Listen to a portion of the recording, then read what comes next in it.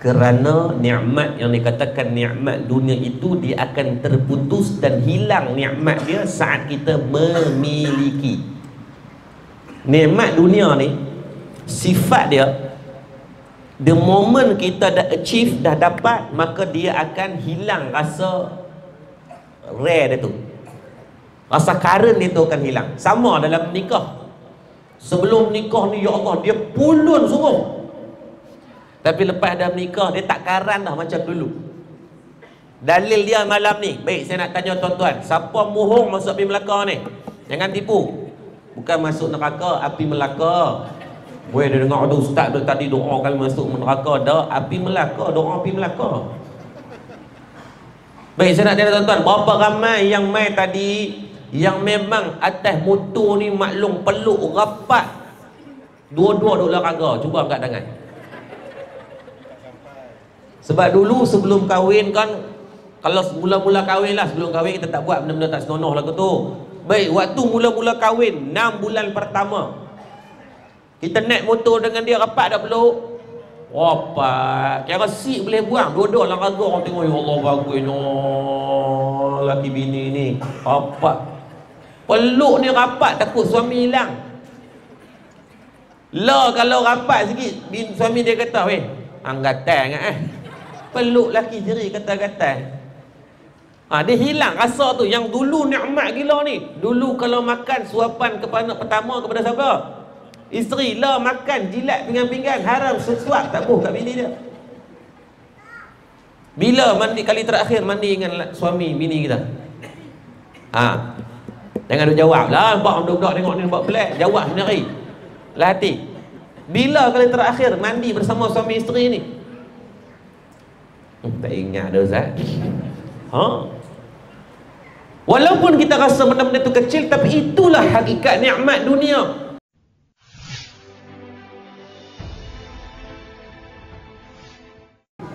Ketika mana kesusahan setiap dari segi urusan yafidul mal ini sangat terhad.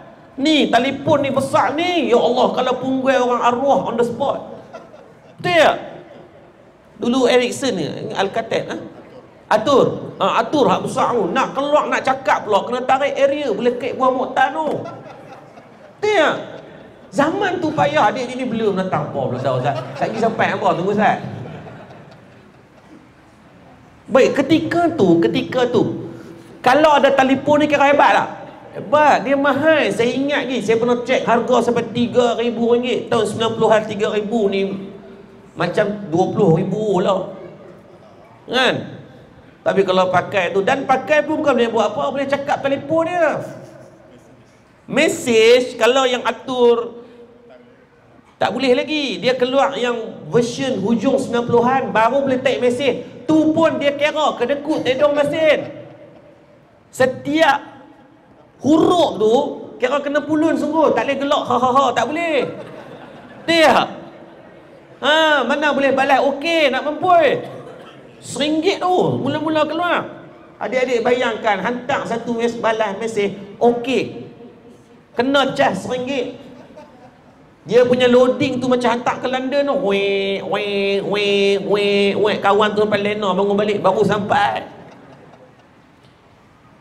Maka peredaran zaman itu menunjukkan bahawasanya padahal bukan jauh pun. Hari ni baru tahun 2023. Nak bandingkan dengan awal 2000 itu, jaraknya, pemisahnya cuma sekitar 20 tahun. Tetapi yafidul mal ini dah tertimpa kepada kita. Adakah salah? Tidak salah. Tapi betul tak yang Nabi sebut 1400 tahun lepas Nabi cerita? Lah memang berlaku. Kalau tahun 80-an, tahun 1983, 86 keluar edisi yang pertama Saga. Allahu Akbar, waktu keluar tu Proton keluarkan, dirasmikan oleh Tun Dr. Mahathir Mohamad ketika tu. Ya Allah, kalau dalam kampung Berjaya Park ni ada seorang pakai, memang berjaya lah dia. Tak payah duk park kata tu kat mana-mana, berjaya. Betul tuan-tuan, zaman tu ya Allah kagum kita kalau nampak kereta lalu depan mata saya. Waktu kecil-kecil tu ada satu parut saya belah sini ikut. Sebab perak tengok kereta, tahu perak. perak buih orang Kedah panggil. Tengok kereta lalu tahun 90-an ni depan kita, ya Allah, piligan kereta tu. Bila tolak ke belakang, dia laju sangat, jatuh tertomuan ni parut. Belah mana tahu, banyak sangat parut, aku pun tak tahu. Tak ria tuan-tuan, sebab apa? Boleh pegang kereta tu pun syok dah. Lah ada nak tengok budak-budak parut tengok kereta. Tak ada Lamborghini, Ferrari, Tesla, Wagonaire apa semua lalu depan mereka. Mereka buat tak tahu ya. Zaman kita pelik zaman ayah-ayah lagi lah. Kalau ada orang naik Vespa tu pun kira, sarik dul lah. Tu ya. Kira dalam-dalam tu maklum-maklum ni pecah ovario tengok. Betul, zaman tu. Lah maklum heran ada orang naik kereta kamu tu. Tak heran dah. Allah bagi dari segi kemurahan rezeki kepada manusia yang melimpah ruah. Kalau zaman kita dulu kalau boleh ada telefon seronok lah. Tapi saya nak tanya tuan-tuan, kalau kita bagi hadiah kepada anak-anak kita telefon yang sama zaman kita, dia bersyok lah. Birthday mereka ni, kita beli kat mereka yang Alcatel usah. Nak cari kat museum, bagi kat mereka bungkus bergelok dalam ni kan. Kita pun surprise bagi kat dia. Dia pun gedung. Ui, PS5 ni. Besar sangat, berat nak mampu. Berat. Saya ingat berat lah, tak boleh bulan poket. Kena pegang saya. Lepas tu dia bagi telefon bimbit, dia kena bimbit. Dia tak boleh bulan poket. Kena bimbit dia. Dia buka, tengok. Dia kata, mama ni apa ni, botol ayam lah. Dia pun tak tahu. Agak dia seronok dah. Tak. Kerana nikmat yang dikatakan nikmat dunia itu, dia akan terputus dan hilang nikmat dia saat kita memiliki. Nikmat dunia ni, sifat dia, the moment kita dah achieve, dah dapat, maka dia akan hilang rasa rare dia tu. Rasa current dia tu akan hilang. Sama dalam nikah. Sebelum nikah ni, ya Allah, dia pulun semua. Tapi lepas dah menikah, dia tak karan dah macam dulu. Dalil dia malam ni. Baik, saya nak tanya tuan-tuan, siapa mohong masuk api Melaka ni? Jangan tipu. Bukan masuk neraka, api Melaka. Boleh dia dengar ada ustaz dia tadi doa kali masuk neraka. Dah, api Melaka, doa api Melaka. Baik, saya nak tanya tuan-tuan, berapa ramai yang mai tadi yang memang atas motor ni maklum peluk rapat, dua-dua duk olahraga? Cuba angkat tangan. Sebab dulu sebelum kahwin kan, kalau mula-mula kahwin lah, sebelum kahwin kita tak buat benda-benda tak senonoh lagu tu. Baik, waktu mula-mula kahwin 6 bulan pertama, kita naik motor dengan dia, rapat dah peluk. Rapat, kira sik boleh buang, dua-dua olahraga. Orang tengok, ya Allah bagusnya laki bini ni. Rapat, peluk ni rapat, takut suami hilang. Lah kalau rapat sikit, suami dia kata, weh, anggatai ingat peluk laki jeri kata-kata. Dia hilang rasa tu. Yang dulu nikmat gila ni. Dulu kalau makan suapan pertama kepada siapa? Isteri. Lah makan jilat pinggan-pinggan, haram sesuap tak boleh kat bini dia. Bila mandi kali terakhir mandi dengan suami bini kita? Jangan duk jawab lah. Budak-budak tengok ni buat pelik. Jawab sendiri lah hati. Bila kali terakhir mandi bersama suami isteri ni? Tak ingat dah Ustaz. Walaupun kita rasa benda-benda tu kecil, tapi itulah hakikat nikmat dunia. Apatah lagi kita jauh tinggalkan apa yang Nabi ajak. Kita tak buat apa yang Nabi suruh. Aisyah kata sampailah umur Nabi ni dah berumur pun Nabi masih tidak hilang rasa nikmat dalam kami berkeluarga. Nabi masih makan, minum di tempat bahagian isterinya. Nabi masih boleh mengaci ligan. Balik lagi maklum ligan suami. Buat je geram sekali laki kita, bukan ligan laki orang. Ambil pahala. Sebab apa? Aisyah cerita Rasulullah SAW buat benda tu, maka tak hilang rasa nikmat, halawah, manisnya dalam rumah tangga tu tak hilang. Kita hilang sebab apa? Kita menidakkan benda-benda itu. Lah pegang tangan pun tak tahu bila. Lah mincak-cak boom tu pun tak tahu bila. Buatlah. Sebab sifat nikmat dunia dia akan habis. Allah janji dalam Al-Quran dalam surah A'la, bal tu'siruna al-hayata ad-dunya wal akhiratu khairun wa abqa. Sebab negara akhirat kekal abadi. Allah bagi satu nikmat tu tak habis.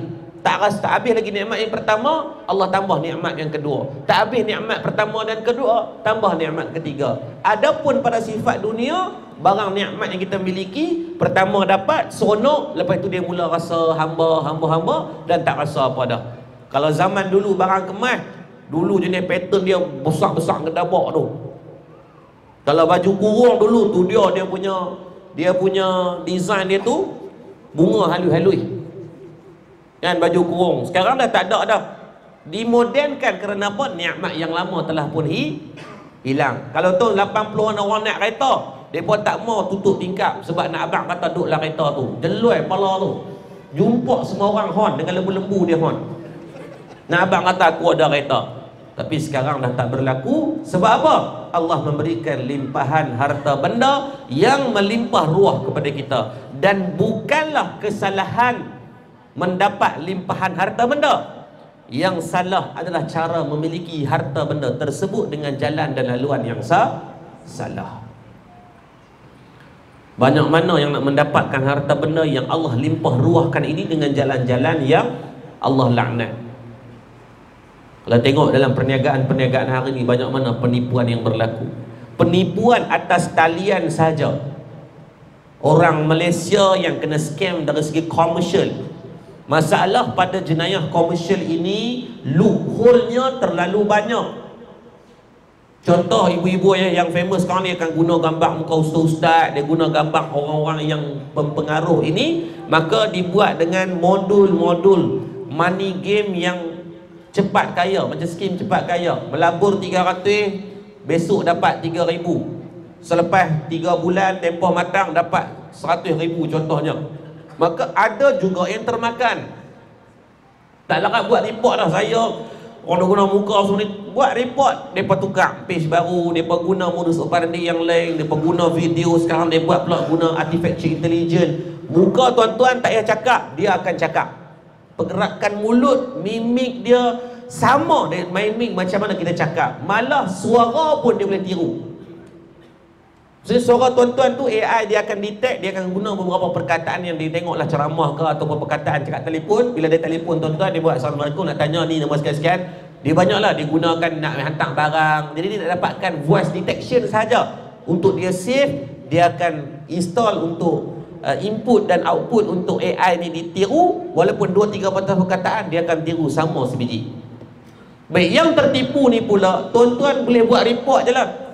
Pi ke PDRM, maka dia akan jadi komersial. Bila jenayah komersial ni tuan-tuan, dia banyak sangat loophole dia. Sebab tu walaupun tuan-tuan tahu nombor akaun dia berapa, tuan-tuan ada nombor telefon dia, tuan-tuan ada lokasi tempat dia pun, biasanya daripada pihak PDRM tak boleh nak buat apa-apa. Sebab apa? Sebab pemberian duit itu secara sukarela. Ada orang tak pisau tak kat tengkok? Tak ada. Ada orang tak acu pistol kat kepala ke? Tak ada. Habis siapa yang transfer? Kita yang transfer. Maka bila di atas sukarela, di mana salah dia? Oh, dia tipu kami. Siapa yang bagi duit? Kerana akses untuk nak transfer duit ni hanya autoritinya pada pemilik akaun. Even anak tak boleh transfer, suami tak boleh transfer, isteri tak boleh transfer. Maka sebab tu berbilion-bilion duit-duit penipuan atas talian yang berlaku. Kalau tanya mereka ni tak beriman ke? Kerana halal dan haram itu, mereka dah tak heran. Ma yubali min aina asabal mal. Tidak lagi mereka mempedulikan daripada mana datangnya harta benda itu. Sama ada daripada sumber yang halal atau haram, daripada sumber yang haram. Asal boleh. Asal boleh dia sapu je. Dia tak kisah dah. Penipuan ni macam-macam bentuk.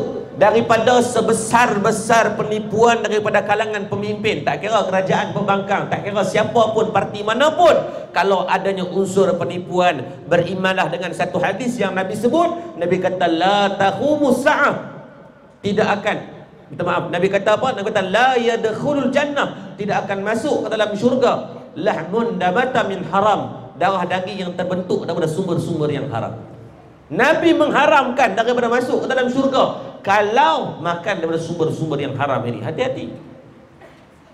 Ulun nak sangat duit sampai menipu orang, menzalimi orang, mengkhianati amanah yang orang bagi, maka hati-hati. Sebab tu saya kalaulah boleh dicadangkan kan, kita nak kalau boleh tu macam zaman Sayyidina Umar Abdul Aziz tu, mana-mana wakil rakyat yang nak bertanding, dia letakkan syarat apa? Yang pertama, declaration harta, berapa yang kamu ada.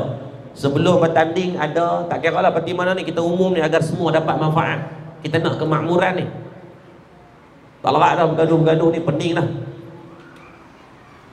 Sayyidina Umar kata apa? Kena declare harta. Sebelum kahwin kalau ada 100,000 kereta sebiji, rumah sebiji, bini seorang, maka setelah mana kamu memegang portfolio tu, 1 penggal, 2 penggal, 3 penggal, sebanyak itu harta kena ada. Tak boleh lebih, kurang tak apa. Oh, kalau letak syarat begitu perasaan tak ramai kot nak bertanding. Tak kira lah, bukan Selangor, Kedah ya, asal semua tempat kot. Sebab nak cari orang yang betul-betul macam tu ni mungkin ada dalam kalangan ahli yang tanding ni pun saya jumpa 2-3 orang. Ada memang depa ni memang jenis bukan himpun kekayaan, habis duit depa ya. Baru ni pun main seorang dia kata, ustaz, dia kata kawasan saya tu kawasan orang susah. Elon parlimen ni habis untuk depa yang satu. Hak yang duit sendiri pun habis untuk depa juga. Tu taham tanding depa kata. Dia kata tak boleh buat apa, dia kata parti minta. Tak apalah, pegang lama sebagai elok, tak apa, yang lebih kita buat keluar tu saham untuk kita. Ingat senang Allah nak datangkan peluang buat baik, orang mainkan kita untuk kita dapat transit kebaikan itu. Buatlah. Oh, kalau buat macam tu kan Masya Allah. Sebab apa lah dia ramai yang menggunakan ruang itu untuk sebahagiannya mencari harta kaya. Na'udzubillah. Allah memberikan kebaikan pada siapa yang buat, Allah bagi taufik dan tak kira siapa pun. Takut kita.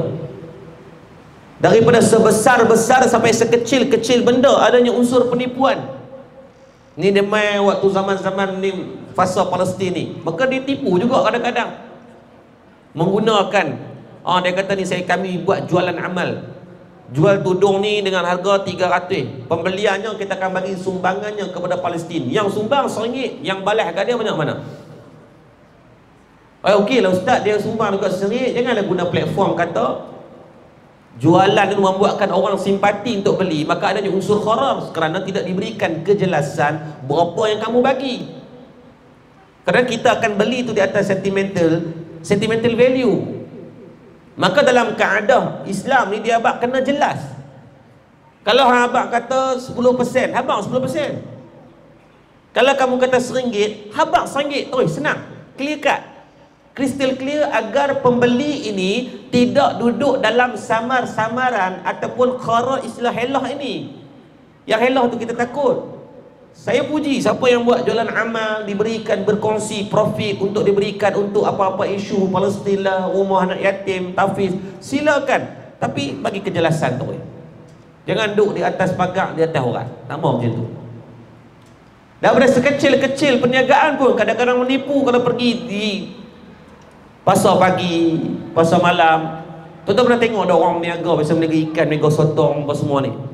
Biasanya dia akan ada satu pinggan yang macam ni, dia lapik untuk bultak barang-barang perniagaan kan. Biasanya pinggan pertama ni kita faham lah untuk fungsi dia apa, tak mau bagi barang kotor. Yang menjadi satu benda yang patut kita timbulkan sebagai perbincangan adalah dia ada lagi satu pinggan yang transparent, dia akan tungging bagi satu tu macam ni. Pernah tengok tak? Pernah tengok tak ni? Ni satu pinggan, lagi satu pinggan dia akan balikkan macam tu, dia akan tangkup macam tu. Kemudian barang perniagaan dia akan diletakkan di balik atas ni. Baik, saya nak tanya tuan-tuan, apa fungsi pinggan yang kedua ni? Apa fungsi pinggan kedua? Untuk bagi barang nampak banyak. Baik, hakikat barang banyak ke tidak? Bila hakikat barang tak banyak, maka itu adanya unsur kharar ataupun unsur helah ataupun penipuan. Kita lalu tengok tu dia udang dia segunung. Kita kata abang bungkus satu bekas. Balik-balik rumah ada 6 ekor badan, 12 kepala. Sebab apa? Yang kita tengok tadi adalah dia menggunakan unsur-unsur penipuan untuk bagi barang nampak banyak, hakikat pada sifat dan kuantiti barang tidak sebanyak yang dilihat. Itulah unsur penipuan. Baik, jujur tanya, banyak ada perniagaan yang macam ni? Banyak. Dan terkadang saya tanya, mereka ni niat nak tipu ke? Tak. Mereka tak ada niat nak tipu, tuan-tuan. Cuma dia menjadi tradisi. Kalau nak meniaga ikan, meniaga sotong, meniaga buah, meniaga apa ni, memang mereka abang dah. Nak beli barang, kena beli pinggan macam tu, lepas tu pinggan transparent tu nak tonggingkan dia. Sebab nak bagi barang nampak banyak. Tak boleh. Waktu payah nak cari yang betul-betul solid, yang biak macam tu, jadi barang nampak sikit. Jadi dia kata, orang tahu pun nak syok nak beli. Tak apa kalau tak untung banyak, tak apa. Yang penting ada keberkatan daripada untung banyak dalam laknat Allah. Bukan banyak yang kita kejar, tapi yang berkat tu kita harapkan. Untung banyaklah hari tu meniaga, alhamdulillah, habis ikan, semua perniagaan habis, tapi Allah uji ke benda lain. Balik-balik tengok kereta lori tayar pecah, kena dah 2,000 keluar, kena saman pula dah atas tu, kena pula lagi 1,000. Balik rumah tengok bini pula dah, dia gatal, dia bini pula main ilham tengah malam, mimpi kena pakai pulut dakap, kalau tak pakai dia akan jadi kurang cantik 10%. Bini ni muka sebek macam apa lagi tak beli tu, hari itulah dia muka lebih daripada jebon lah kadang-kadang. Bebai yang suami tu pun belilah, lain habis tak ada apa duit yang dia dapat tadi. Lepas tu hidup cari berkat, bukan cari banyak. Banyak ni perniagaan-perniagaan yang Allahu Rabbi. Saya master, saya tulis berkaitan finance. Bila kita duk godek-godek boleh, ya Allah, banyaknya lah yang dari segi e-commerce sekarang ni yang bawa hanya unsur-unsur penipuan. Sekarang ni e-commerce, orang menggunakan niaga apa pun maklum, tak payah duk perlu order office. Maklum cuma perlukan ada telefon, ada internet sahaja. Semua website buat. Kita boleh buat terus purchasing. Pembelian itu menggunakan sistem sahaja. Even dia menggunakan, kita tak payah pegang stok pun. Niaga tudung, niaga apa-apa, tak payah simpan stok. Tak payah simpan dekat rumah. Orang tu direct kepada HQ. Orang hanya membeli melalui link kita sahaja. Even di Shopee, Lazada, kita boleh ada kita punya kedai sendiri tanpa sewaan sekarang ni. Tapi bila banyaknya kecanggihan ni datang, maka wujudnya loophole penipuan ini yang ni kita risau. Pernah tak tengok orang buat post, contoh dia buat ayat macam ni, baki cuma tinggal 5, kalau lambat pakai tak ada. Baik, hakikatnya betul ke produk dia tinggal 5? Kalau pi di kedai perabot, minta maaf sebut ni, ayat yang paling famous di kedai perabot biasanya clear, dia akan tulis clear gudang. Ayat lebih kurang tu lah. Yang pasti bila kita baca tu kita faham untuk nak clearance stok dalam tu nak habis. Warehouse sale, itu ayat-ayat yang digunakan. Saya rasa daripada zaman ayah saya tak banyak lagi orang guna dah ayat tu. Nak kata punya lama, punya besar gudang dia tak habis-habis. Dia tak? Hampir ke semua kedai perabot. Maka bila macam tu, ada tak unsur-unsur penipuan? Ada. Lepas tu kena abang jelas tu. Jangan diletakkan dengan spesifik numbers yang boleh diukur kalau memang kamu nak buat. Habis dia kata, ustaz, kami nak bina agensi. Dalam istilah marketing ni dia panggil nak bina CTA, call to action. Bila orang dengar, beli terus. Sebab kajian dibuat, kalau tuan-tuan balik nak fikir dulu untuk beli ke tidak, 80% takkan beli. Orang mai kata, abang, ni abang ni ada produk ni memang bagus, kakak makan hari ni, kemarin kurus. Kalau kita kata ke dia, boleh tak saya nak beli, tanya suami, confirm dia tak beli. Itu ayat rejection yang paling soleh.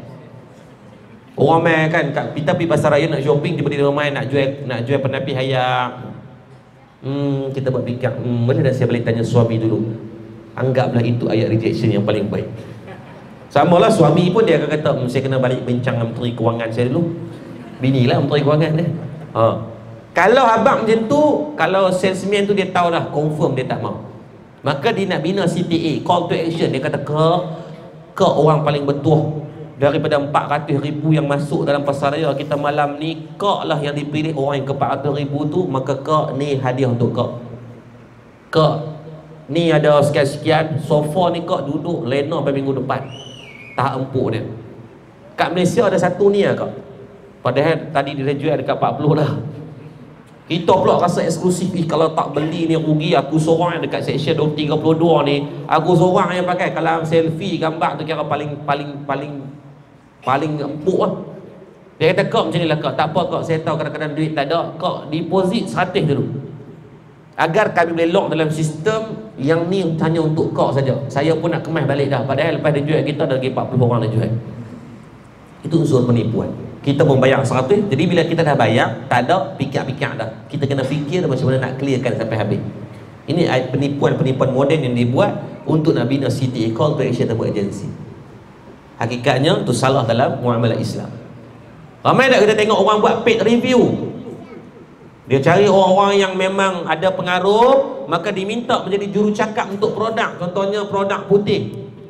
Ada model-model yang kalau kita tengok sampai 5-6 produk muka dia je. Lebih pada tikus makmal lagi. Betul, kalau ikut dari segi kajian, tidak boleh kita pakai terlalu banyak barang. Kita kena consume 1-2 produk je. Sebab dalam setiap produk ini dia ada bahan-bahan yang digunakan, bahan kimia yang digunakan, yang mungkin akan baik kalau dengan kadar yang tertentu. Tapi kalau banyak, it's not good. For sure. Mana boleh. Tapi dia guna, kita tengok hari ni, hai assalamualaikum guys, hai saya nak cakap hari ni guys, I guna produk ni kau, I guna produk ni, kulit I putih guys. Padahal dia beranak-beranak putih tuan. Try cari model macam ni, tengok. Aku tonyoh sampai bertahun-tahun haram tak putih pun. Betul tak? Model yang dia ambil tu memang model yang memang segok lah. Sebab tu saya letakkan syarat. Kalau dia ambil saya sebagai panel syariah untuk ada bawa syarikat adalah Zafisha, Cham Kosmetik, Jamu Tunteja. Ni syarikat yang saya pernah jadi penasihat syariah. Saya kata dah, takkan guna benda tu. Kalau betul kamu nak lantik model, seorang model lantik, baru ni dia ambil Allahumma salli ala sebab bini Jeb tu nama apa? Sarianti. Saya tanya dia, tanya yang owner produk ni, founder tu, Cham Kosmetik. Saya kata betul tak hang nak ambil dia jadi ni? Betul. Dia guna tak produk tu? Dia memang nak guna. Berapa lama dah? 2 tahun dah. Memang dia guna produk tu? Ya. Kalau tu okey ambil sebagai duta. Ambil sebagai duta. Memang kawan tu guna dah. Dan dia akan bercakap di atas kapasiti yang dia guna. Maka tidak ada penipuan. Yang masalah dia tak guna pun, tapi dia mohon macam dia guna. Jadi kita pula tengok tu yakinlah sebab dia seka. Padahal dia tak guna. Dia hanya menjadi jurucakap. Boleh tak jadi jurucakap? Tak salah jadi jurucakap, tapi jangan mengaku kata kamu guna. Sebab itu kamu tak guna pun. Menipu ni adalah tanda-tanda orang yang munafik. Banyak. Assalamualaikum guys, I guna produk ni 3 hari dah kurus. Kita pun beli 3 tahun, tokok dengan botol-botol 1 kilo pun tak turun. Padam muka. Kena tipu. Kawan tu kurus sebab potong usus. Lah ni memang perubatan, kaedah dia potong usus pada orang yang mungkin kencing manis ataupun berat badan yang tidak boleh dikawal, yang boleh bawa kepada mutar elim. Maka dari segi pihak doktor ada yang mencadangkan untuk nak potong usus. Dan benda ini dibuat secara legal lah. Allahu'alam, saya tak potong lah. Abang kata benda itu wujud. Dia bukan sebab makan produk, tapi sebabkan dia potong usus. Dia tak boleh makan banyak. Makan nak tendang balik. Dia makan, dia kena kawal bagi elok. Lepas tu dia memang selera ada. Tapi nak boleh nak sumbat tu tak boleh dah macam sekarang. Macam sekarang belah saka. Lagi asal boleh. Sampai nak terkeluk sumbat lagi. Tak boleh pi dah ni. Tapi tengok sedar, geram. Dia sumbat juga ujung-ujung semayang tu. Tapi kalau orang yang potong usus ni, dia pun tak boleh. Dia makan 2-3 mundur tu dia dah amdan lah. Lepas tu lagi 2 jam dia lapang pula dia makan. Dia makan kerap lah. Tapi tak. Maka biasa dari segi kawalan gulanya akan lebih baik. Dari segi kolesterolnya akan mula turun. Lemak dalam badannya akan semakin baik. Dan nampak je kesihatan badan. Pakai kajian Nabi kata wa'an jismihi fima ablahu, akan ditanya kepada seorang tentang jasad dan tubuh badan. Jaga macam mana. Semua kena jaga. Ni tak mau dah bagi ada lepas ni dalam section 32 yang ada masalah kesihatan. Saya buat di masjid saya siasa ada setiap minggu, 2 minggu sekali saya akan panggil hospital untuk mengecek kesihatan jemaah-jemaah saya. 80% jemaah-jemaah dalam masjid ni tak sihat belakang. Majoriti masalah obesity, kencing manis, kencing orang tak ada ubat lah. Masalah apa lagi? Biasanya masalah kolesterol. Sebab biasanya jemaah-jemaah yang dalam masjid ni dia ada satu habit dia. Habis minum subuh, balik beli sarapan ataupun dia akan sarapan pagi, makanan yang akan konsum gulanya terlalu tinggi. Dan dia tidak ada aktiviti dah. Kalau orang bukan Islam, minta maaf, kalau kita satu benda yang baik, kita tengok budaya orang Cina, mereka akan ada pagi-pagi mereka senaman Tai Chi. Kita rasa benda tu Allah lawak macam Shaolin Kung Fu Hoye, tengok dia macam Shaolin Soccer ya, tapi tuan-tuan, mereka kat situ ada satu benda yang baik untuk berpeluh. Dan dia ada pergerakan dari segi badan dia, adrenalin badan dia akan berfungsi baik. Kita ada sembang kedai kopi dengan pakai telekung-telekung tu malu takkan nak pergi Tai Chi, dia kata ustaz. Lepas tu saya dekat Madat saya nak buat nama dia gym masjid. Dia nak betulkan satu habit orang, lepas sembahyang subuh kita sarapan sikit and then masuk gym. Kembangkan masjid. Asing lah lelaki perempuan maklum nak menarak atas peti air boleh. Sebab depa orang perempuan ni depa suka jenis zumba. Depa tak suka macam orang lelaki, dia suka main string dengan cardio. Saya pun tak mau perut ni tak boleh pulas stereo kereta, tak mau lah aib soalan kita usaha sama-sama. Bila buat di masjid tu jagalah, jadi habit baru. Habis main subuh satu set 30 minit 20 minit, kurangkan dalam bagi peluh tu keluar sikit, and then selepas waktu asar dan juga selepas waktu isyak. Just nak betulkan sistem badan je. Tambah-tambah kita dah pencin duk main masjid ni, kita nak buat benda apa lagi? Main masjid surau. Ibadah je lah, baguslah benda tu. Tapi dari segi sihatnya berapa persen yang menjaga? Tak jaga. Jogging pun tak buat, basikal pun tak main, bola tak boleh main dah, badminton takut lagi stop jantung. Jadi benda-benda macam tu tetap kesihatan aja. Sebab itu amanah yang Allah bagi pada kita. Sebab tu balik kepada asalnya, Allah bagi limpahan harta benda memang tak relax kepada kita. Maka jangan gunakan unsur mendapatkan dengan jalan yang salah. Penipuan akan berlaku, cuma jangan jadi salah seorang orang yang menipu, itu sahaja. Yang kedua, kata Syekh Fahmi Zamzam, yang disebut dengan yafidul mal ini adalah Allah akan datangkan kepada umat aku ini dengan teknologi yang serba canggih. Tuan-tuan, teknologi tak salah. Al-Imam Al-Ghazali mengarang kitab Ayyuhal Walad Ar-Risalah Al-Waldiyah, bercerita tentang bagaimana keharusan teknologi ini digunakan. Kalau digunakan dengan jalan yang baik, pada nasihat yang keempat, maka dia akan jadi kebaikan dan manfaat kepada agama. Digunakan dengan jalan keburukan, maka buruk akan dapat. Sahabat-sahabat media kita duk main, buat live, share, sebarkan video. Maka terkadang mungkin di dalam surau ini sekitar berapa ratus orang saja yang datang, tetapi yang di luar puluhan ribu yang dapat kebaikan. Tadi pakai duk mesej ke Facebook, ustaz, ada live dak malam ni, ada live dak malam ni, ada live dak malam ni. Saya pun tak tahu sebab pihak surau, alhamdulillah lah pihak surau mesej tadi, ustaz ada orang nak buat live, boleh saya kata buatlah, tak ada masalah. Kerana ada orang yang berhajat, mungkin mereka nak main tak boleh, nak urus cucu, anak buat panggil pula dah, beranak pandai betul duk main hantar kat kita, duk kena mengasuh anak dia. Kita nak keluar mengaji pun tak boleh. Okey, orang mengasuh cucu tak jaga pula, kita pula teringat. Kalau dia tak main hantar sebulan, demam kita duk teringat bila cucuku nak main. Jadi macam-macam kekangan ni Allah bagi buat dengan media ini dapat dimanfaatkan, dapat bawa kebaikan. Tahun 2020 waktu PKP, saya anjurkan pertandingan PUBG untuk budak-budak muda, bagi hadiah RM10,000. Dalam tempoh 20 minit 4,800 orang daftar, budak-budak muda kita ni. Saya kontak dengan Solos, dengan Daddy Hood, saya kata dah jom kita buat tournament, macam mana kita nak atok dengan mereka ni. Dia kata setiap malam sebelum mereka main game wajib kena baca surah Al-Mulk selama sebulan. Alhamdulillah 4,000 budak-budak ni boleh hafal surah Al-Mulk. Nak lawan tak boleh, nak lawan dengan mereka akan mereka jenuh. Tak larat kita, tak larat. Saya tak kata ke orang lain, anak-anak saya ada 6, saya ada 6 orang anak. Anak saya semua latu-latu, tahu apa? Laki semua. Alhamdulillah mak dia confirm perempuan. Kalau mak dia pun laki, mampu aku. Bila anak laki ni dia ke arah nak main game ni, dia kuat. Sebab pergi sekolah orang cakap pasal tu, dia keluar pergi mana pun budak-budak yang segagan umur dengan dia akan cakap benda tu. Saya tak bagi dia telefon, cuma mereka ada pada hari Jumaat, Sabtu sahaja, hari cuti. Itu pun kalau merit dalam minggu tu cukup, mereka duk hafal Quran. Jadi kalau fikir macam mana ni nak halang tak boleh. Maka saya beritahu syarat, kita buat perjanjian. Saya buat perjanjian dengan anak, buat surat, mereka sign, saya sign, bini saya sign. Kalau minggu ni dia tinggal sembahyang jemaah, maka dia akan kurangkan daripada 2 jam seminggu dia boleh main, tinggal satu kesalahan tolak 10 minit. Dan dia akan meringat setiap pagi dia bangun macam pagi kemarin, dia bergerak balik, jom kita pergi sembahyang subuh. Sebab apa? Dia ada benda yang dia nak. When we cannot beat them, try to join them. Bila tak boleh nak lawan dengan dia, maka cuba berkawan dengan dia, faham dengan bahasa dia.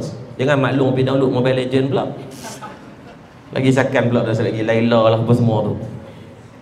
Tapi cuba faham bahasa dia, kerana Sayyidina Ali karamallahu wajhahu sebut apa? Didiklah anak kamu ikut zaman mereka, kerana mereka tidak hidup di zaman kita.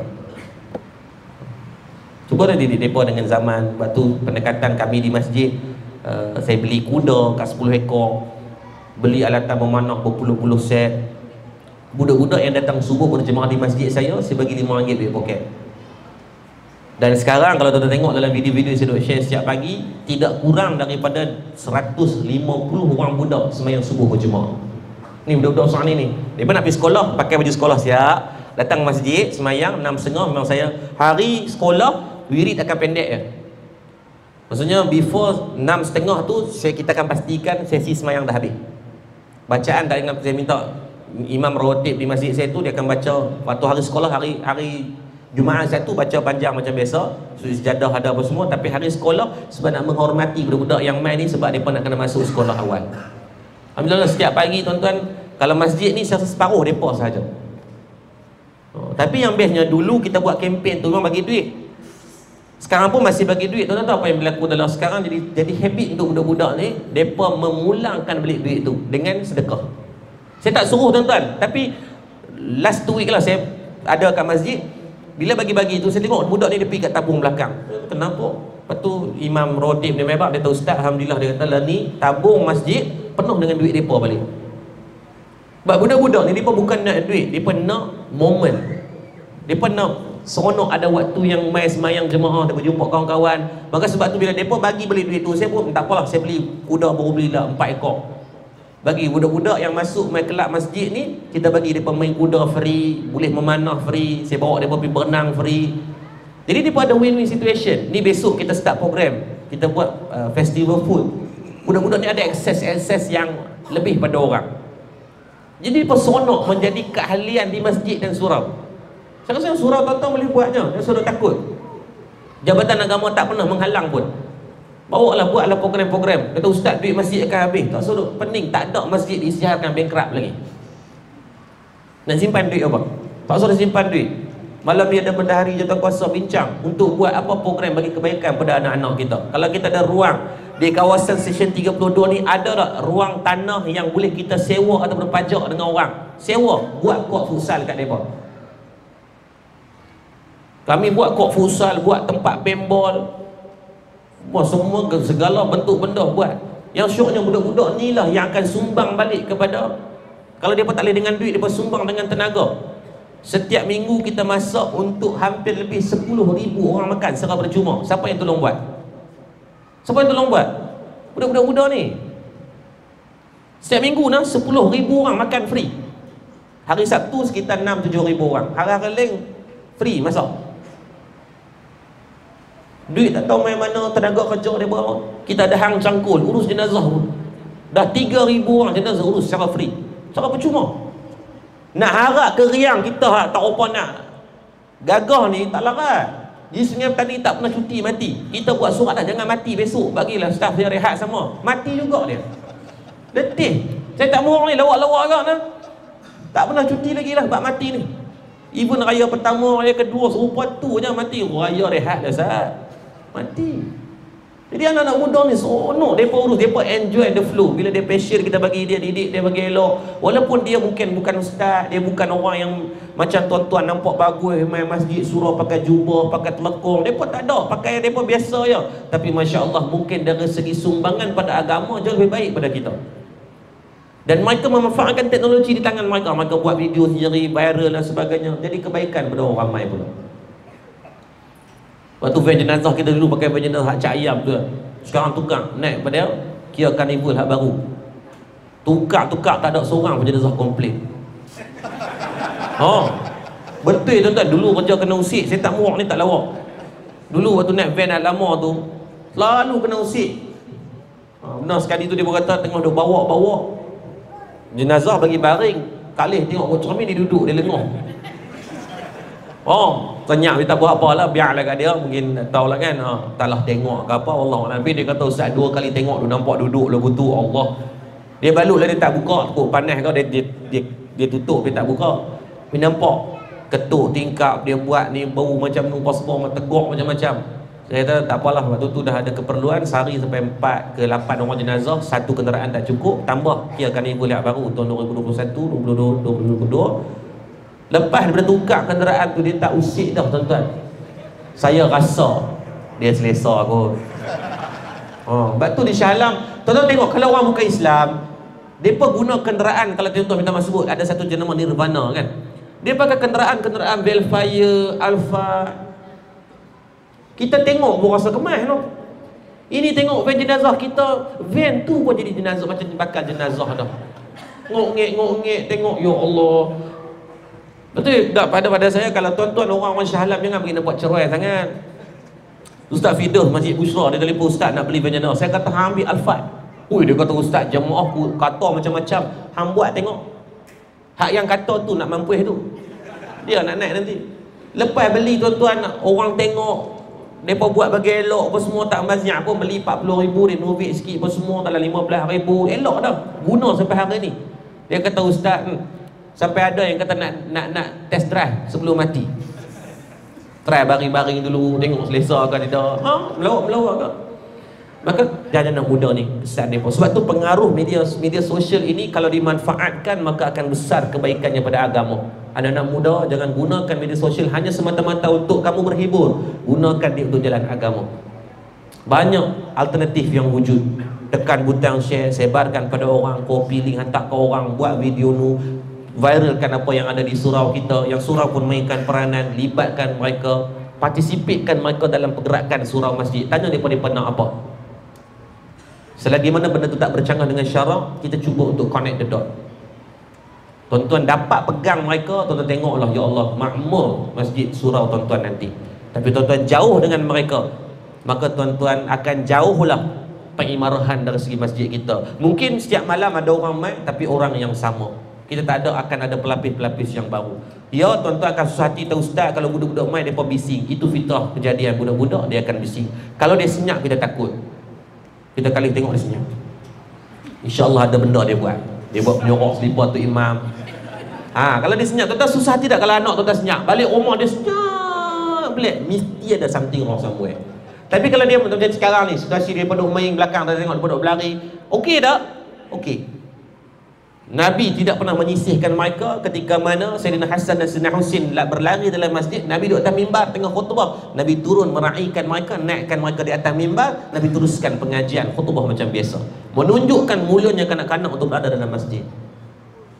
Jangan asingkan mereka, masukkan mereka, libatkan mereka dalam masjid. Tak apa, dia kata ustaz kami susah hati ustaz, mereka kerja berlari dalam masjid. Jangan susah hati kalau ada anak berlari dalam masjid, tapi susah hati kalau orang tua makin berlari jauh daripada masjid. Tua-tua dah tak main masjid lagi. Kalau takut, libatkan mereka, kerana mereka ada kuasa teknologi yang tak ada pada kita. Kita nak tulis WhatsApp pun tuan-tuan, punyalah lama. Tengok telefon macam nak pokok. Mereka tanpa tengok boleh buat. Maka dari segi kecanggihan teknologi ini, kalau dimanfaatkan, dimaksimumkan, maka akan kuat. Yang kedua, kata Nabi SAW, wa tazharul fitan, akan datang kepada umat di zaman fitnah yang sangat melebar luas, tersebar luas. Bila teknologi yang hentas sempadan, tak ada limitation, tak ada borderline dah, maka sudah pastilah dari segi fitnah dan maksiat yang berlaku pun sangat hebat. Dalam segenap aspek, nak bincang dalam soal apa pun, semua dah dahsyat sangat dah. Status anak luar nikah, status penceraian, status apa lagi, orang yang convert, status kezaliman. Semua benda yang berlaku ni kalau tengok dengan statistiknya, semua dalam keadaan yang worst. Kementerian Pengajian Malaysia keluarkan 72% anak muda tak mau sama mengaji. Itu satu benda bahana yang teruk kepada agama. Sebab mereka dah tidak ada interest untuk sambung belajar. Mereka nak jadi apa? Content creator. Orang yang pegang telefon, mereka boleh dapatkan jana pendapatan. Kenapa perlu kami nak sambung engineering, architecture, nak pergi sambung sama mengaji, nak hutang pula dengan skim pendidikan, tabung pendidikan.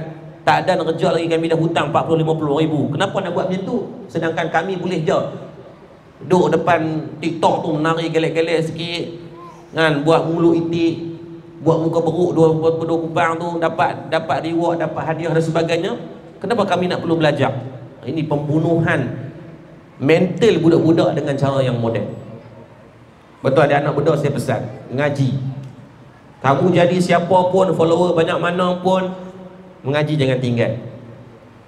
Adik-adik yang duduk di tahfiz, kalau kamu rasa dalam pendidikan tahfiz ni kamu dah 5-6 tahun kamu struggle, rasa tak jumpa jalan juga, jangan putus asa. Masih ada banyak, masih ada TVET yang pergi kepada kemahiran. Dan banyak saya tengok tahfiz-tahfiz yang pula dah bergerak pun ke arah untuk dia buat kerjasama dengan college community, buat kerjasama dengan vocational. Jadi ambil manfaat. Guru-guru Quran pun saya pesan, sebab saya pun ada tahfiz, kalau dah kita nampak anak murid kita dah 4-5 tahun, nampak dia tak boleh pergi dah, kerana bukan dia tu bodoh, cuma dia tidak jumpa dia punya passion yang sebenar lagi. Kadang-kadang ada budak memang dia tak boleh pergi dah dalam bidang, dalam Quran tu mungkin itu limitation dia dah, tak apa, pujuk dia untuk pergi dalam bidang yang lain. Ada budak yang kita ambil dia terlibat dengan dadah, family buang waktu kita ambil duduk di pusat makrimah akhlak, pemulihan akhlak.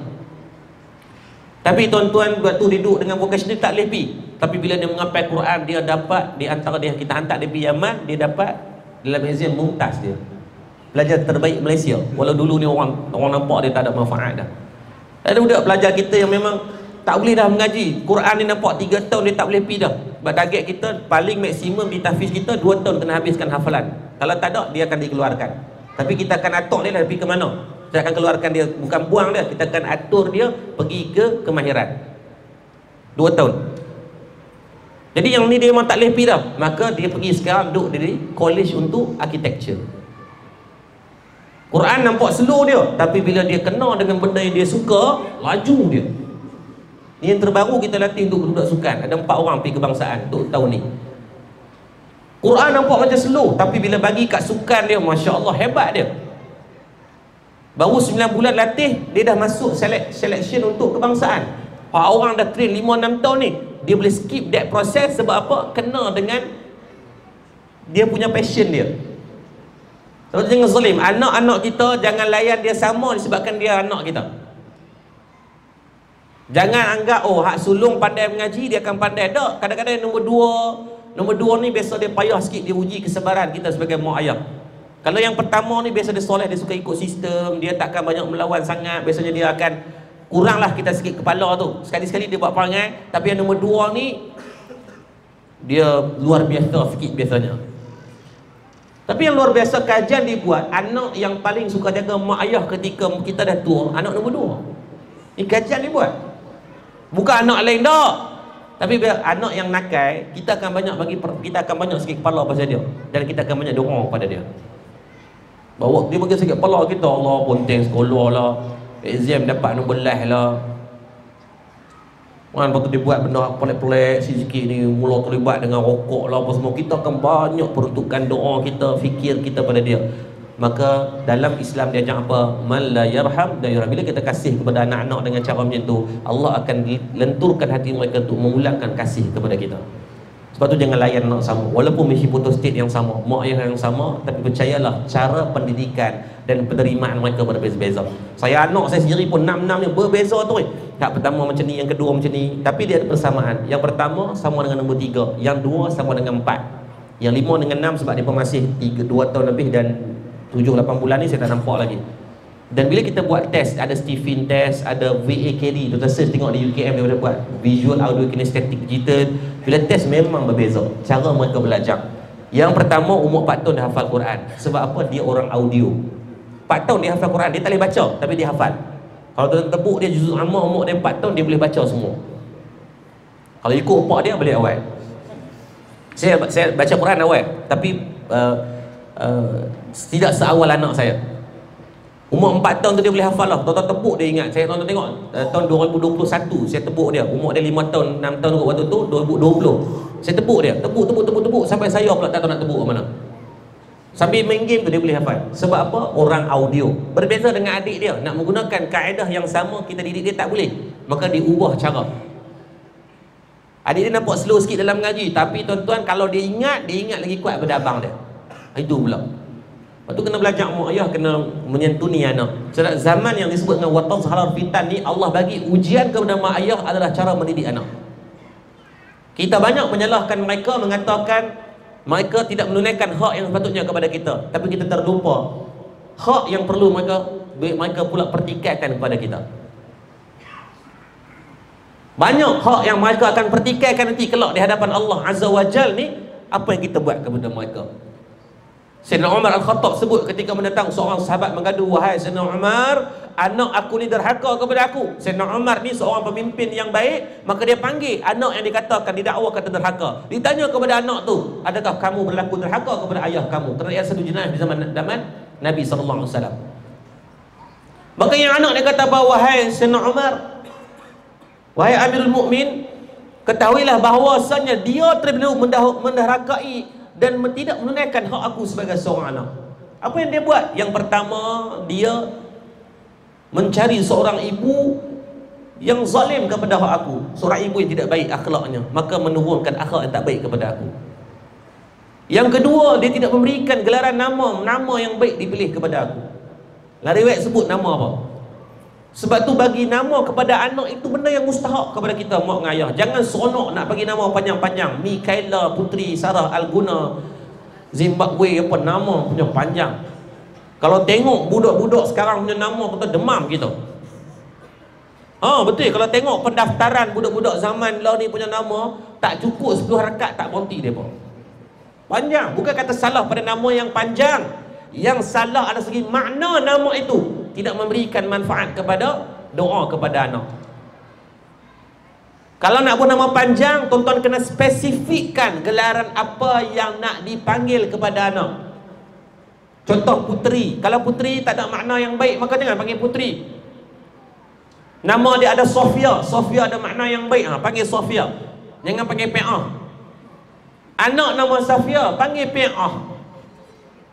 Nama anak Muhammad dipanggil Mat. Mat tu kematian. Dan ada nama-nama yang makruh, seperti mana Balqis. Kalau ada minta maaf, tukar nama. Kalau tuan-tuan nama ada Nur belakang, panggil Nur.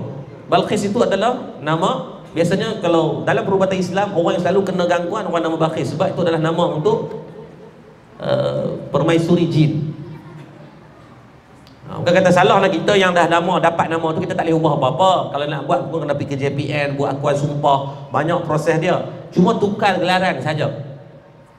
Kalau boleh tukar itu, silakan, fadal mashkura kalau kamu sanggup untuk buat demikian. Minta maaf, ada nama-nama yang Mazna, Azna, aku berzina, tempat berzina, maka dipanggil itu berulang-ulang kali. Bukankah al-kalamu ad-doa? Perkataan yang disebutkan, gelaran yang dipanggil itu adalah doa kepada anak-anak kita, maka panggil dengan nama, dengan gelaran yang baik. Azura, apa makna Azura? Tai kering. Betul? Tarik lagu Azura Jamal Billah baik punya, Azura tai kering. Maka ubahlah nama. Sebab tu sunnah, bila nak dapat anak, dalam kandungan tu kena pergi tanya orang-orang yang pandai dalam bab lughah makna nama anak ni.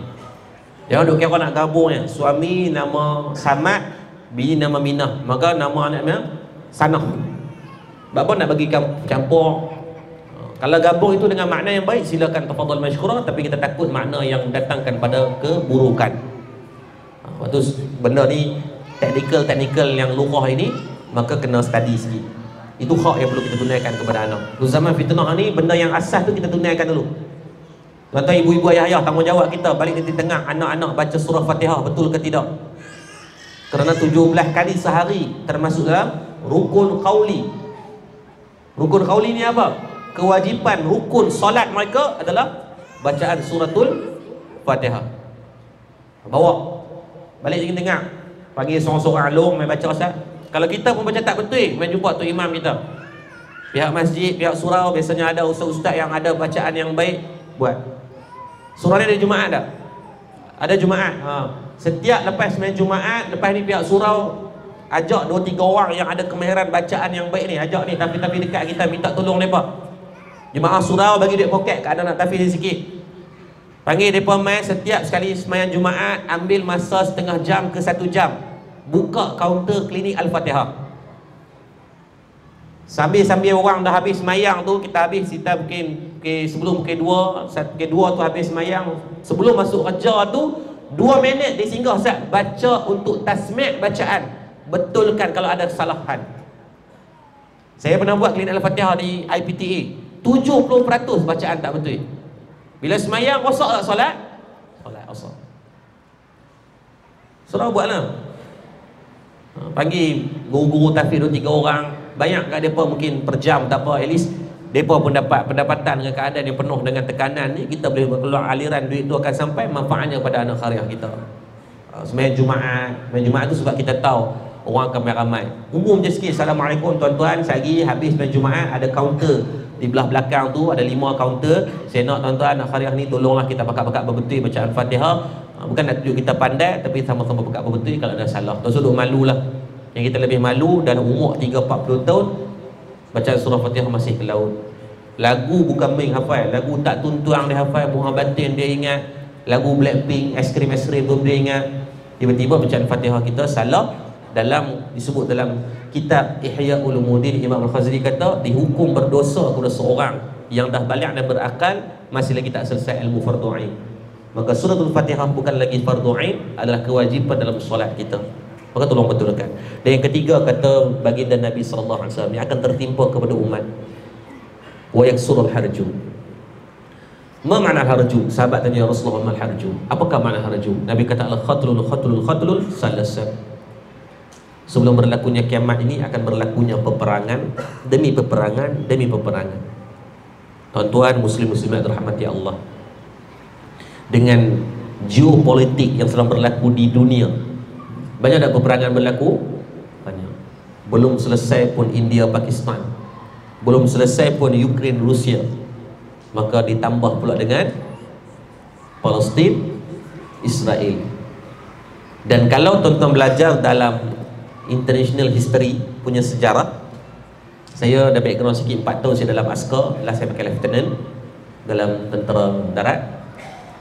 So memang saya daripada kadet tentera. So kita belajar tentang bagaimana sebelum berlakunya peperangan dunia pertama 1914, peperangan dunia kedua 1941-42, dia akan berlaku macam ni lah keadaan dia. Dia panggil pembentukan blok. Pembentukan blok. Kalau perasan sekarang wujud dah blok-blok, tengok di PBB, yang ni undi duduk belah sini, yang ni undi duduk belah sini, yang ni undi berkecuali tak ramai pun, tak sampai 20. Tetapi dia akan pengasingan blok itu. Rusia, Turki, China menunjukkan zahirnya mereka kepada blok Palestin.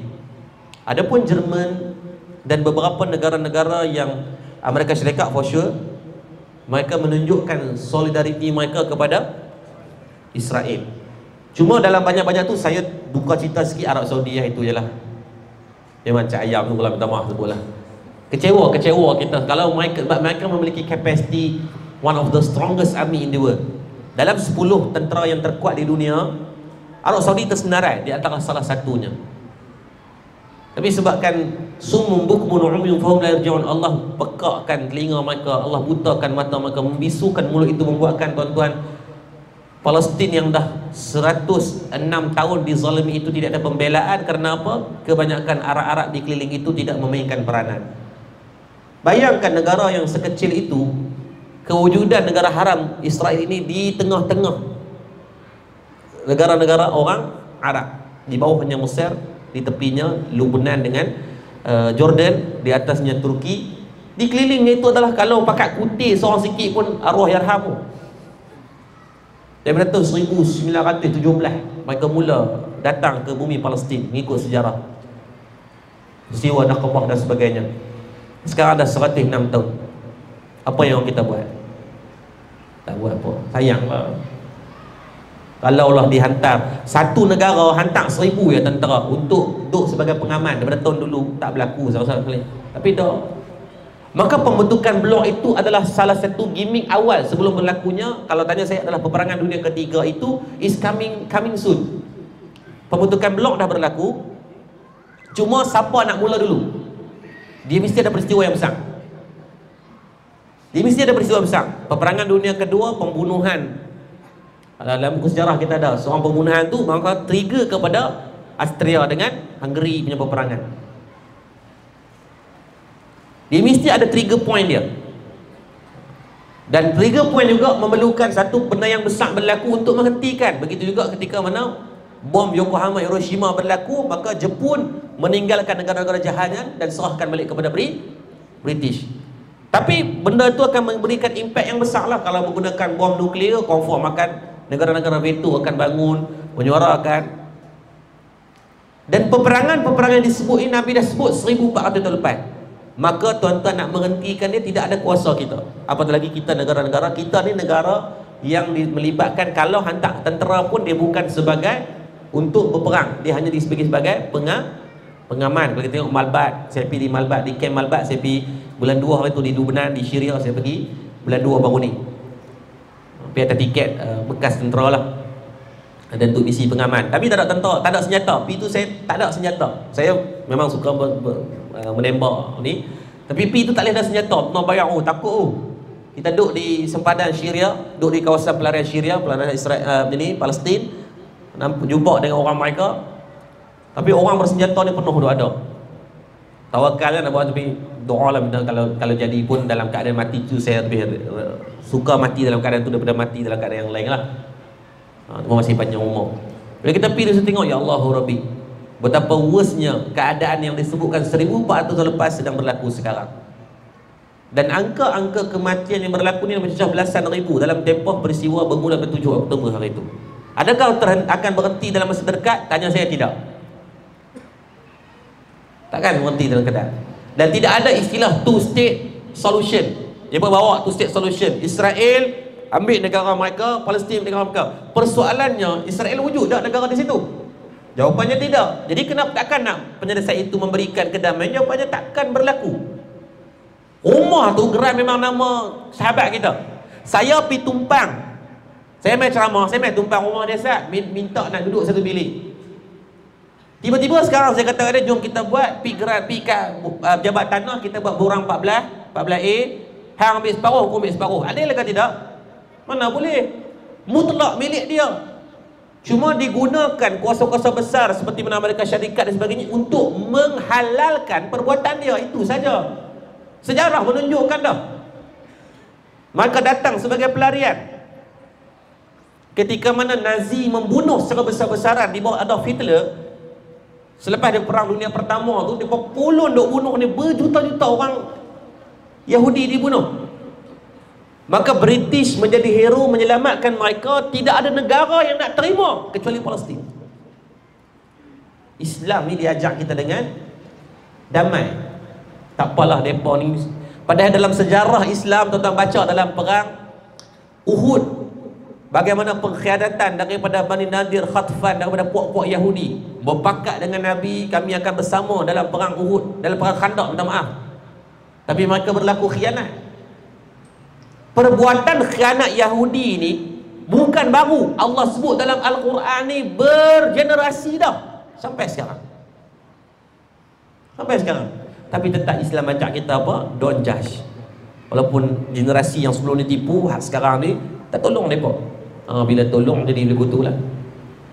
Dia lemak.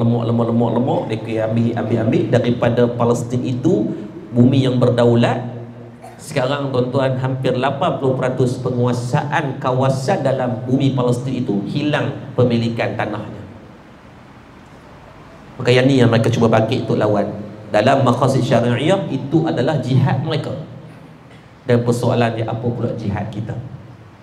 Ada orang kata, Ustaz, Allah tu suruh boykot lah Ustaz. Tuan-tuan, kalau tuan-tuan memegang dengan mazhab itu, kecewa kita.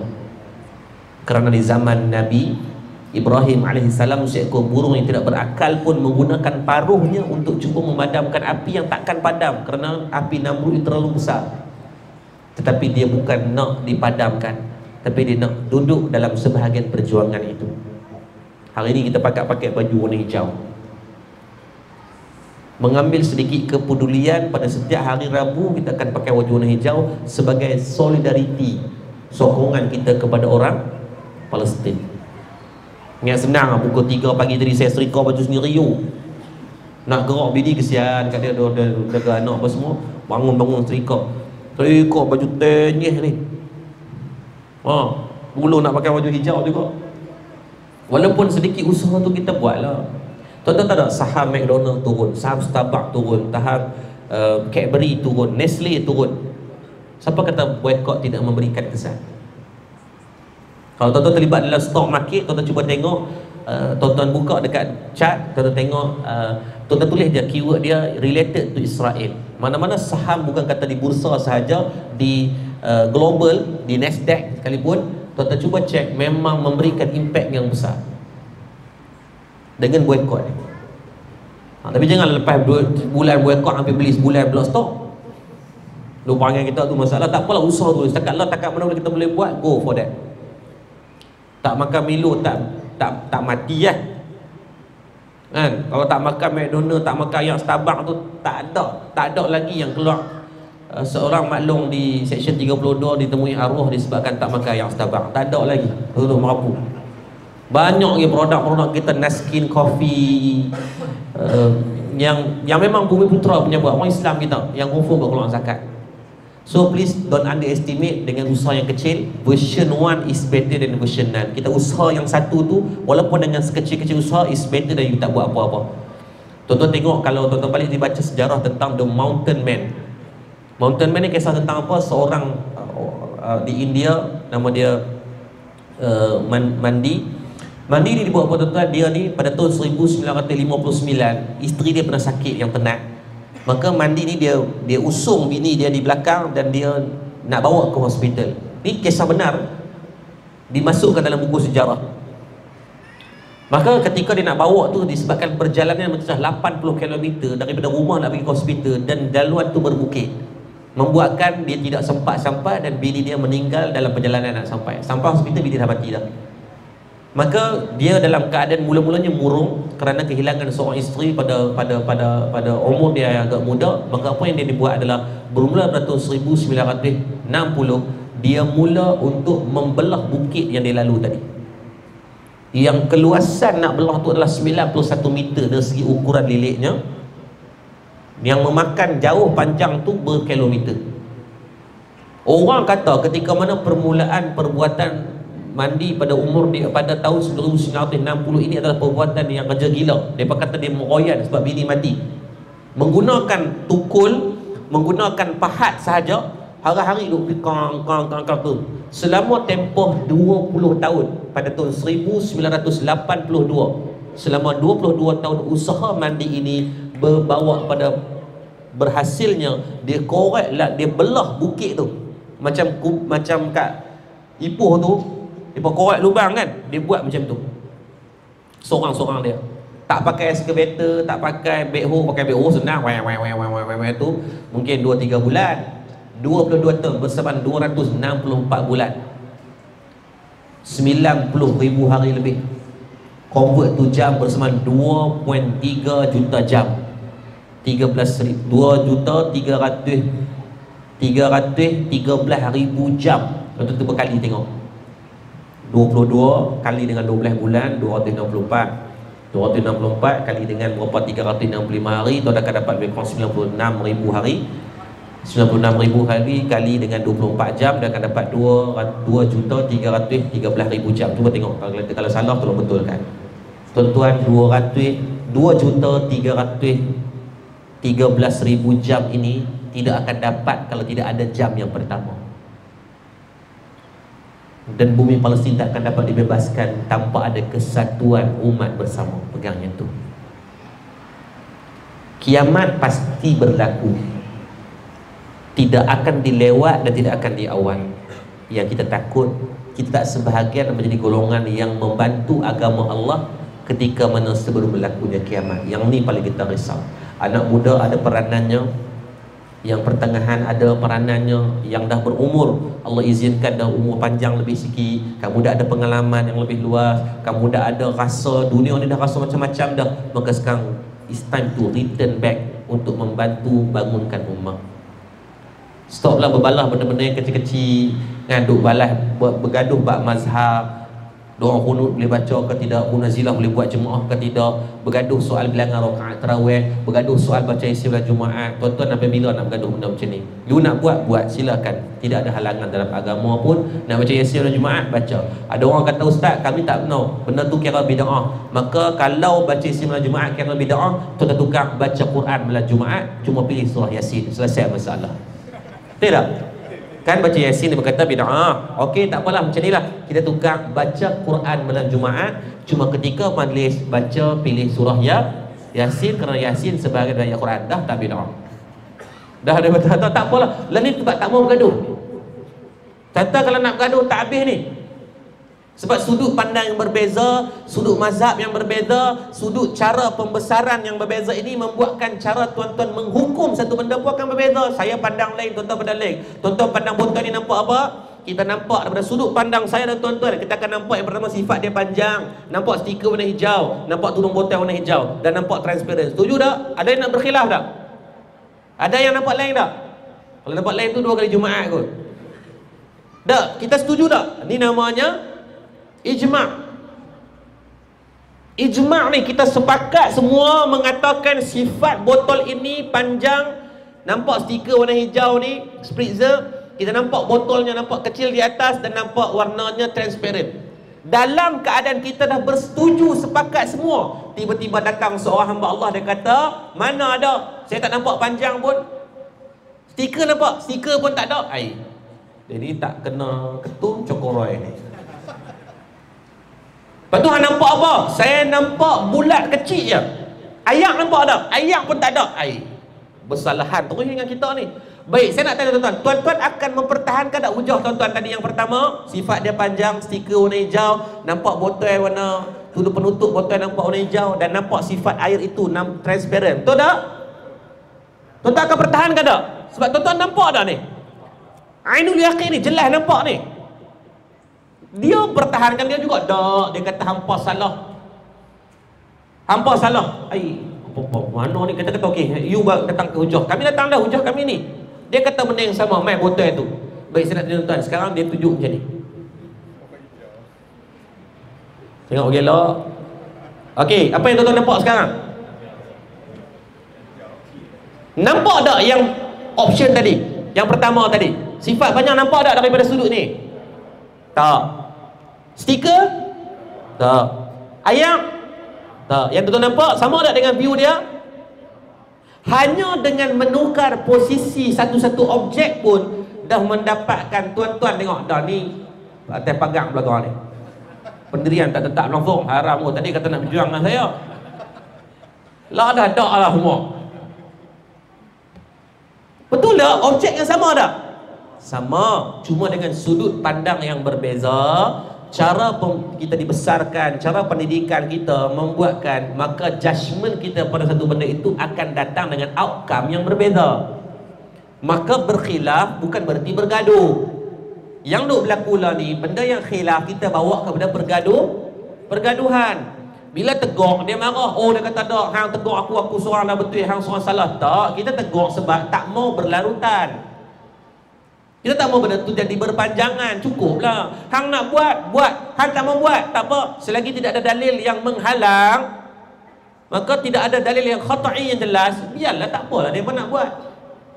Mereka baca Quran kan, malam-malam kan, duk gaduh siapa? Yang patut marah, halak apa ramai tak boleh baca Quran lagi. Yang tu kena perlu duk fikir. Lepas tu pegang sebagai penutup perbincangan kita pada malam ni, saya tinggalkan satu nasihat almarhum Tuan Guru Syekh Mahmud Zamzam. Dia pesan pada saya ingat lagi perkataan ni dia sebut waktu saya nak balik Malaysia. Saya tanya dia, Syekh, nanti saya balik Malaysia banyak orang bergaduh babak khilaf, banyak yang tak pernah berkesudahan. Syekh kata apa? Apabila bersimpul dua ikatan, maka jangan pernah diikat dengan simpul mati. Apabila bersimpul dengan dua ikatan, jangan pernah diikat dengan simpul mati. Maksudnya tuan-tuan, kalau ada pandangan A, ada pandangan B, Raikan dua-dua. Mungkin dua-dua betul, mungkin dua-dua salah, mungkin salah satu betul. Penentuan bukan di dunia. Kita bawa dengan hujah kita atau kefahaman kita. Jangan membabi buta lah. Kita study juga benda tu. Kalau nampak okey, aku pun rasa betul dan dia pun dia rasa dia betul, maka dengan bergaduh menjadikan itu sebagai ruang perbincangan, percambahan ilmu. Saya nak mengajaklah kita semua, cukuplah. Tenat dah, ramai lagi di luar sana orang bukan Islam sebagai mendekati Islam. Baru ni seorang aktivis Megan Rice baru masuk Islam. Saya baru cerita kat dia dalam minggu lepas. Kalau tuan-tuan tengok dalam Tanyalah Ustaz kan, saya cerita Jumaat baru ni di Tanyalah Ustaz tentang tajuk Islamofobia. Tajuk lusa pun tak relax best. Tajuk berkaitan sihir. Bukan nak sihir orang, cara nak merawat sihir, cara macam mana sihir moden mengikut dengan zaman ni. Sabtu dan Jumaat yang akan datang ni saya cerita dalam Jumaat baru ni. Saya cerita tentang Megan Rice ni. Dia buat satu video, dia beli Quran. Dia ni bukan Islam, tapi disebabkan isu Palestin kena serang ni, dia tak tahu apa inner strength yang ada pada orang Palestin yang mereka duk kena macam-macam, duk kuat situ lah. Bila cek-cek dia kata mereka ni ada Quran. Dia beli Quran di Eropah. Dia duduk di Eropah. Dia beli Quran dia baca. Dia update dalam Twitter dia kata, you have to try to read the Quran and you know how amazing this book. Ini sebelum Islam dia. Saya cerita kata dia buat video di TikTok ada 8.6 juta view ketika tu. Bila 8.6 juta view tu, majoriti yang follow dia ni orang bukan Islam, maka menjadi satu fenomena yang baru di negara Eropah. Pembelian Al-Quran habis di semua tempat percetakan. Sebab 8 juta orang tengok. Let's say kata-kata 10% yang trigger untuk nak beli, bukan nak masuk Islam, nak beli. Sebab kan dia ni dah update. Dia non-bias. Dia tidak ada bias pada mana-mana. Dia aktivis. Yang orang dah ikut dia ni dah berapa lama orang tahu. Dia ni memang sangat clear. Kalau dia kata dia tidak ada local standard yang dia kata okey aku ni ni standard. Apa yang right is right, what wrong is wrong. Bila dia update macam tu, trigger daripada 8 juta view itu, let's say kata 10%, dah 800,000 yang pergi beli Quran. Bayangkan. Dan dalam minggu ini saja, satu website di Eropah melaporkan lebih daripada 10,000 orang yang convert kepada Islam, termasuk Megan Rice. Orang masuk Islam beberapa hari lepas. Allah ambil nyawa berapa 12,000 yang dah meninggal syahid. Allah ganti puluhan ribu termasuk orang yang luar biasa ini. Dr. Masaru Emoto, Dr. Hoffman, duta besar Jerman, Allah bagi ganti dengan Muslim. Maka tuan-tuan, kita dah Allah bagi Islam, cuma tolonglah faham bagi elok, kita fikir cara nak membantu orang Islam yang lain. InsyaAllah Allah memberikan kebaikan. Saya ucap terima kasih banyak. Untuk malam ni saya rasa Madat suruh bagi apa-apa, fokuskan bagi untuk Palestin 100% tu, untuk surau juga Palestin saja. Untuk Madat tak payah. Tuan-tuan, saya cuma minta bekalan doa kepada tuan-tuan agar Allah memberikan kebaikan. Dan saya jemputlah daripada surau. Tuan-tuan kalau Al-Amin, datanglah ziarah ke tempat kami. Tanpa bayaran, tak bayar apa-apa pun, tak ada duit apa-apa. Kalau mungkin nak riadah jauhlah ilmiah, datang. Sebab di situ tu ada Masjid Bushra, kami sebelah-sebelah yang dekat-dekat. Jadi boleh pergi tu, bolehlah tengok. Sekadar mana yang baik tuan ambil, bawa balik ke sini. Yang tak elok tuan tegur untuk kita perbaiki. Itu sahaja. Masjid saya tak ada apa yang pelik-pelik pun. Cuma bila waktu nak buat masjid tu, saya memang kontraktor. Background saya memang master saya memang dalam perniagaan. Cuma saya buat 2 master, satu Quran, satu lagi master saya dalam dunia finance. Dan perniagaan saya adalah kontraktor, saya bukan kontraktor kelas A. Jadi saya buat masjid itu dengan kos yang agak murah lah, 7 juta. Dalamnya ada hotel. Kalau tuan datang, ada 32 kapsul hotel. Di sebelahnya ada rumah kucing, ada stable kuda, ada tempat memanah, ada tempat main paintball, tempat main bola. Sebelahnya stadium e-sport. Jadi kita buat tu agar kita wujudkan satu pusat. Kata Islam ni bukan lekeh. Islam ni ada semua benda. Rumah kucing ada beratus ekor kucing. Siap ada doktor, ada macam-macam lah. Sekadar belah kucing ni saya suka je. Waktu saya alang nak buat, saya buat bagi elok. Ada dekat 100-200 ekor kan ni. Ada 12 orang staff, ada 2 doktor yang datang dengan setiap minggu lah. Dia bukan full time lagi. Tapi mudah-mudahan Allah bagi kebaikan. Segi sebanyak berkongsian malam-malam ni, mudah memberikan pahala untuk kita semua. Sekadar tu dulu, doa daripada tuan-tuan dengan harapan pertemuan kita bukan yang terakhir, benda yang pertama dan bukan yang terakhir, insya-Allah. Kita boleh dengan tasbih kafarat suratul Asr. Subhanakallah astaghfiruka wa atubu ilaik. Bismillahirrahmanirrahim. Wal 'asr. Inna fi khusr allazina amanu wa tawassalu. A'udzu billahi minasyaitonir rajim. Bismillahirrahmanirrahim. Alhamdulillahirabbil alamin. Hamdan yuwaffiqu wa yukafi'u mazidah. Ya Allah Tuhan kami, ampunkan dosa-dosa kami, kelubunan ayah kami, guru-guru kami, pemimpin-pemimpin kami, jiran tetangga kami, sama ada dalam keadaan kami setara kami tak sedar. Ya Allah, Ya Latif, lembutkan hati kami keras dengan dosa dan maksiat yang kami lakukan. Ya Allah, Ya Allah, tangan yang kami telah pada malam, tangan yang banyak buat dosa, yang buat maksiat. Ya Allah, Ya Allah, kalau kau tak ampunkan kami takut kami akan diazab dengan azab yang pedih. Ya Arhamar Rahimin, kami banyak dosa Ya Allah, maka janganlah kau jadikan dosa yang telah kami lakukan sebagai kafarah untuk diberikan anak-anak kami berlaku derhaka kepada kami nantinya. Ya Allah, Ya Allah, pada kami yang hadir mengalami yang sakit, kau sembuhkanlah penyakit-penyakit kami. Pada kami yang jahil, kurniakan kefahaman ilmu kepada kami. Pada kami yang masih makan harta haram, riba, rasuah, syubhah, maka ampunkan semua dosa-dosa bagi kami. Ya Allah, Rabbana atina fid dunya hasanah, Allahumma a'izal Islam wal muslimin, Allahumma a'izal Islam wal muslimin wa ikhwanina mujahidin khususan fil Falastin wa fi kulli makan wa fi kulli zaman awtana bi rahmatika ya arhamar rahimin. Wa sallallahu ala sayyidina Muhammad wa ala alihi wa sahbihi wa baraka wasallam walhamdulillah rabbil alamin. Tuan-tuan, nanti tabung yang mereka pegang, ada adik kita pegang tadi, yang tu orang pertama, tuan-tuan tak pun nak celik mata lagi kan. Lepas tu tadi ada beberapa pejam pun ada tengok tabung dia beberapa pejam. Jadi sekali lagi saya harapkan kita, termasuk saya, usahakan agar ada sesuatu kita boleh bagi. Satu sen pun saya tak minta ni, cuma nak kita bagi untuk bahagian kita. Nah, siapa tak buat, sumpah tadi petik bakat buatlah. Saya tahu ada yang main, mungkin ayah-ayah lah, khususnya ayah-ayah yang main. Orang perempuan dia bawa handbag, hak laki ni spender pun tak ada pakai bagi tadi kan. Jadi tak apa, pergi balik ambil duit, main hantar kat surau kita. Nanti surau akan serahkanlah kepada NGO. Saya rekomen kepada Nadir An-Nuri di bawah Cinta Gaza Malaysia, tu sahabat saya. Memang dia kahwin dengan orang Palestin pun, anak-anak dia duduk di Palestin pun, Nadir An-Nuri. Bukan kata yang lain tak okey, sebab saya tak ada pengetahuan. Cuma yang Cinta Gaza Malaysia, sebab saya tahu dia dah mewakafkan diri dia untuk perjuangan di Palestin dan sekarang dia di Malaysia. Nanti biar masjid kontak lah, atau panggil dia main di sini. Saya panggil dia minggu depan, dia datang ke tempat saya. Jadi buat serahan tu kat dia nanti insya-Allah. Nah, siapa tak bagi memang cak ayam lah tuan-tuan. Nah, kita usah sikit pun tak apa, RM1, 5 kupang, berapa nilai pun tak ada masalah. Nah, kita usah sama-sama malam ni, kita usah sebagai pemula. Mudah dengan sebab kita sedekah ni, Allah mudahkan urusan kita yang lain. Kalau sakit Allah bagi sihat, kalau anak nakal Allah bagi panggil selunung sikit, suami jenis panggil cengeng nak mampu, moga lembut sikit, isteri yang kuat beletiak moga slow sikit. Jadi dengan sebab sedekah. Nah, jadi sekalian tu dulu, hari Jumaat insya-Allah kalau tak ada arah melintang, jumpa di masjid Bukit Jelutong. Ada kuliah di masjid Bukit Jelutong. Allah berikan berkat. Assalamualaikum warahmatullahi taala wabarakatuh.